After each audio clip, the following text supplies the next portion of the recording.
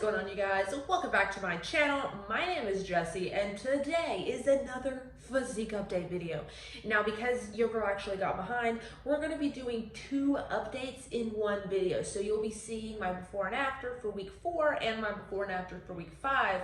Because as I'm recording this, it's currently March 2nd. Got my calendar right there, and I'm in week 6. And so I figured to go ahead and put them together, make it super easy so we're caught up and I'm not behind, and you guys just get to see the changes that have been made, and kind of I'm going to tell you guys what I've been struggling with and everything. So basically the hardest part so far for me has been that I've noticed that I'm getting hungrier, and some days are just like, I feel like I've been hit by a bus, like in the face, and I don't really know why. So I'm just trying to prioritize rest, trying to figure out what to do in terms of like my hunger, and it just happens, it's because we're constantly giving when we're dieting and we're in a caloric deficit, you're constantly giving your body a negative energy balance, right? Because what happens when you're caloric deficit is, say you you eat 2,500 calories to stay the same person you are right now. You're not going to gain weight, you're not going to lose weight. You're eating 2,500, right? So in order to lose weight, you have to eat under that number. So let's say you're going to eat 2,100. You're giving your body a negative 400 calorie balance. That means it has to source that to our body fat, or known as our stored energy. So our stored energy is our muscle and our body fat. Now, of course, that's why we resistance train and we eat adequate amounts of protein in order for our body to not eat up our muscle, because we don't want to be string beans whenever we diet. I always say we'll look like a noodle, you'll get that skinny fat. You don't want to get that. Most people want that athletic physique, or they want toned muscles, they want that toned curvy body, and in order to do that, you gotta lift weights, you gotta eat adequate amounts of protein, and then of course to shed the body fat, you have to eat in a caloric deficit. So when you give your body consistent negative amounts of energy, where it consistently has to source it to stored energy, which most of it will be body fat if you're doing the resistance training and the protein, and then a little bit of muscle, can't help, the body just does it. But anyways, and so eventually your body's gonna get hungry, and that's why people and coaches and stuff, they implement in cheat days or refeed days or diet breaks. Now, I'm going on 6 weeks, but 4 to 5 weeks, you're not even looking into a diet break. Normally it's 12 weeks, then you can have a diet break. Sometimes if it's to a point where it's like, okay, I'm gonna binge, or like I just feel like shit all the time, I don't know if I can continue, if I can't feel better, then that's when something like a planned refeed, or even a cheat meal, not a cheat day, but a cheat meal is implemented in. So it really just all depends, and that's just where having a good relationship with client and coaches is super important, because you have to gauge on when this person can push and make it through, or when they're at their breaking point and they need something, and that's really important to gauge. But anyways, that's why I also try to carb cycle. So I have my low days where I'm gonna feel kind of drained, and I can push through a little bit, but then I get to a point where I'm like, okay, I need some extra calories, and then I have my high carb day, and I'm like, yes, let's boost leptin a little bit, let's get our satiety level a little bit higher and feeling good, let's reduce our ghrelin, which is our hunger hormone, a little bit, but it's not as in-depth as something where you're just like doing a really big spike of calories, doing a cheat meal, or a planned refeed, because these are still, for me, carb cycling is, you have your standard, let's say for me, 1,700 calories every day. I just manipulate the amount of calories by utilizing the weekly total, and then I plan how I want to use those calories for my weekly total. Let's say it's like 11,600 calories. I divide that up on different days on the 7 days of the week. So some days I have 1,500 calories, and then some days I have 2,000 calories. But at the end, it still equates to if I were to eat 1,700 calories every day. So that's a little bit, I think what is potentially gonna have to happen is I'm just gonna have to look at my meals, look at what I'm bringing, with me to work, how can I change things? That's basically what I'm thinking, but I'm just gonna keep grinding through, keep pushing through, and yeah, and also week 5, we started a different training program. We still have the same program, but the volume's a lot higher. The exercises are a little bit different. I still kept some staple exercises that I utilize, and I think everybody should have in their program, like freaking Romanian, Bulgarian split squats. I mean, I do Romanian deadlifts too. Those are still super important. Those are in the program, but Bulgarian split squats, man, those are a fucking killer. But I will say, They're great. They work everything. I always recommend, if you don't have those in your program or you're not doing them and you hate them, that means you got to do more. Anything that you hate that's really hard and you're like, I don't know if I can do this, like push-ups or pull-ups, Romanian, why do I keep saying Romanian deadlifts? Those ones I love because they're not that bad. I do like 45 pound, 50 pounds, and they feel really good. But Bulgarian split squats, the ones that you hate the most are the ones that you need to do the most, because those are the ones that you're the weakest at, and that's why you don't like them. So in order to enjoy them more, you have to get better at them, and practice makes perfect, and you can't get stronger without actually training that specific exercise and that muscle. So if you hate something, do it more. Let's get into the numbers. I've talked enough. So basically on week 4, which is February 15th through the 21st, we have my numbers. I'll go through them really quick. So we have 142.9, 141.4, 139.9, 139.9. Then we have 140.4, 141.6, 140.6. So the average is 140.95 pounds. Yeah. So I'll tell you, I'll have all of it up on the screen, but this is kind of how I write it down. I take my averages each week and I have them sectioned off, and then I just continue on until I'm not dieting anymore, right? So compared to last week, it is 142. So I dropped basically, I'd say a pound, because 140.95 is 141. So dropped a pound. I'm basically, where I started was 142.9, so 143, and then I dropped down to 141. And I'm still losing inches, so we'll talk about that momentarily, but and we'll just go ahead and jump into the next average. So 140.95 was week 4 and what I finished at. Now week 5, I finished at 139.5. So using the weekly averages is amazing, because it doesn't matter what the scale is day to day. It just matters what your averages are for the week. So you take the number of days, 7. Every day you weigh yourself. You don't put that connection of, oh my God, I went down, I went up, I went down. It's going to happen. And you just add all the numbers up after you have 7 weigh-ins, and you divide by 7, and that gives you an average. And then you compare the next week. So week 5, 139.5, which means I basically dropped a pound and a half.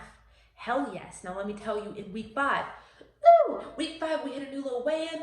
We're hitting these numbers, they're getting a lot lower. And so how does the number go down? Because your daily weigh-ins are becoming smaller and smaller. So February 22nd through February 28th, we're finishing off the month strong with some low weigh-ins. Yes, girl.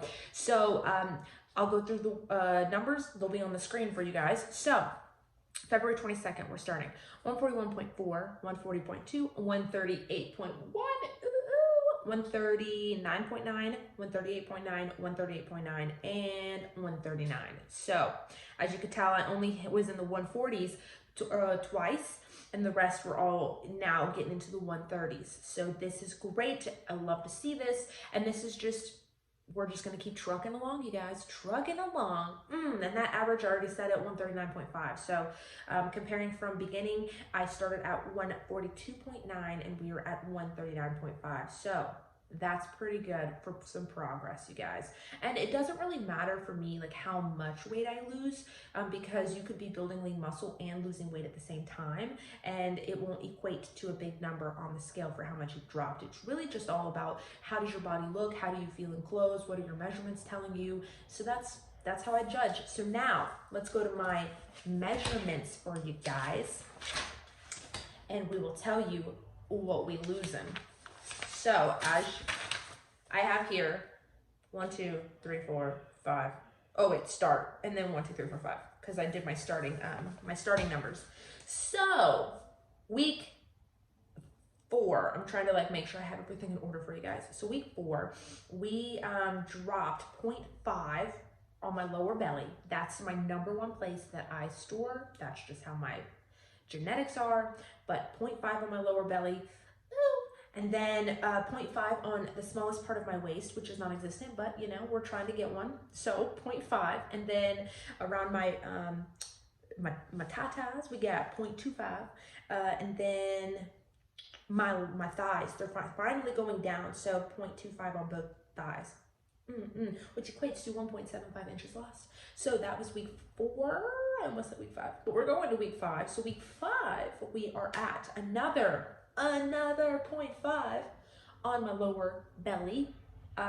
And then I have 0.25 again on my tatas, which, like I said, I hold a lot of fat in my lower belly and my back, and those are my two main problem areas. So seeing that those are going down means that my stubborn fat areas are actually decreasing. Party, party. And then, let's see. And then my thighs, once again, your girl's got, you know, I got a narrow waist, so my thighs, they just rub together. They're a little bigger. That's just how they are, and we're losing inches. Yeah. So I said I hold weight in my lower belly, my back, and my thighs. So 0.25 on my thighs again, lower belly, and this part. None on the waist, but that's really, really good because those are all the places that I store the fat. So guess what? I'm eventually gonna have to lose the fat there. And everything else is staying pretty consistent. I didn't really lose anything in my glutes. I didn't lose anything in my arms. And that's just all due to resistance training, training heavy, not changing up your training, keeping that heavy lifting in there. You should not change your training, whether you're building or whether you're cutting. It should just be how much, the volume. You shouldn't decrease weight. Like, I don't know who came up with the idea of, oh, well, if I'm cutting, I need to lift lighter weights. No, because then the weight, say you're curling 25 dumbbells, and then when you go to cut, you're curling 15s. Eventually your muscle's gonna be like, I don't need this extra strength because I'm not utilizing it, so I'm gonna get rid of it. You don't want to do that. You want to keep those muscles because we worked hard for those muscles. So be sure, once again, continue to lift what's heavy for you. Don't compare yourself to other people, but what is heavy for you, what's challenging for you, and eat your protein. So let's, we lost 1.25 inches. So far, I've only dropped 4 pounds, 3, 2, 1, 3 pounds. I've lost 3 pounds, but I have lost significant amounts of inches. I don't have it added up here, but I'll put it on the screen right here for you guys. I'll add up how much I have lost in total so far in terms of inches. And it's pretty crazy. And I'm just on, currently as I'm making this video, I'm on week 6. I finished week 5. Wow. I've made some great progress. And I still have 3 weeks to go. And then I'm just gonna repeat the program because summer, it's March 2nd that I'm making this video. So summer, 3 more months, and then summer's here, you guys. I'm so excited. Are you excited? I'm excited. We've had some crazy weather here in Georgia, but not as crazy. You know, my heart goes out to all the people who lost power in all the different states. Wow, it has been insane. Like, it's crazy. But I have been grateful to be in Georgia where we had a little bit of something, but no power outages, no ice, nothing. So I'm grateful to have, you know, that as a blessing in my life, to everything just go as planned. But my heart goes out to anybody who lost their homes or suffered or went through floodings or damaging. And, you know, we're already in a hard time because of COVID and people losing their jobs, and it just made it even harder. So if there's any way for you guys to help in your communities, like volunteer, anything like that, just do it with your heart and know that we are all blessed. And if somebody needs our help because of unfortunate circumstances, always just remember where you came from and help somebody else who is in need. It just makes the world a happier place. So, but yeah, so that's basically it. That's my video. I can't wait to see what my progress is going to be throughout this week. I'm excited to see at the end of the 8 weeks what's going to be happening. But basically, I don't want to say too much because I want to make enough content for my next week. So I'm trying not to say so much because I'm recording it while I'm in week 6. So I'm just going to wait. I'll say more in the next video for my next physique update. I hope you guys enjoyed this. I hope, you know, my progress is motivating you all. If you do want to purchase the program, just let me know, comment below. It's only $65 for two months worth. So if you start now, you could probably do the program twice through, even through summer if you want, and it's going to really help with keeping your muscle mass, building lean strong muscle tissue, and you're going to get stronger, and then you will shed body fat. And it's changing every 1 through 4 weeks, and then 5 through 8. So phase 1's 1 through 4. It's going to be focusing on a lot more heavy lifting. I mean, all is going to be heavy lifting, but it's just going to be focusing on just trying to get you started with resistance training and learning how to lift heavy and learn how to utilize progressive overload in order to try and build lean muscle tissue, all while still in a caloric deficit with a little bit of cardio. So then you're able to still shed some body fat while trying to build and or maintain some muscle mass. And then weeks 5 through 8, we turn it up a notch because the volume, oh my gosh, we go to 4 sets. I forgot, I don't really train 4 sets, and so I'm like, why did I program this for myself? Because I'm trying to change and get better and get stronger and make it difficult. So I'm glad that I did that because, wow, it's challenging, and I'm excited because I love a good challenge, and you can't ever change if something is too easy. You always got to keep challenging yourself. So that's what we did weeks 5 through 8. Up the cardio a little bit, decrease the calories a little bit. Although I will say that's personal preference. You know, I decided to keep my calories the same because I'm like if you're continuously making progress, right? And you don't need to make unnecessary changes. If you start seeing progress slow down or you're not really seeing big changes or anything, like me, clearly I'm seeing changes. So I didn't want to dramatically decrease calories, add in cardio, and add in volume. That's just a lot at one time. So I just decided to keep the macros the same. I added in 1 little cardio session, and I have upped my sets to 4 sets instead of 3. And I think that's gonna make a big enough, like, dent in my calories. Like, it's going to add to my caloric deficit just in case my metabolism was starting to get used to some things. It was shocking my body a little bit, and we're going to keep rolling with the punches. So I'm not going to make this video any longer because, wow, I talked a lot. It's almost 20 minutes. So if you were still here at the end, I love you guys. Thank you so much. Thank you for the support. You guys are so amazing, and thanks for following along my journey. So I hope you guys enjoyed this video. Give it a thumbs up if you do like it. As always, if there is any video you want me to create, put it in the comments below. The next video is going to be my Victoria's Secret pink athletic clothing haul. So I'm gonna upload that next. Wow, I just said that. And subscribe because you don't want to miss. So hit the little bell because then it's gonna remind you, hey, Jessie put a video out, don't miss me. And I just love the support, you guys. So I was gonna say without further ado, but I guess so. I'm gonna end the video, and I hope you guys enjoyed it, and I'll see you in the next one. Bye.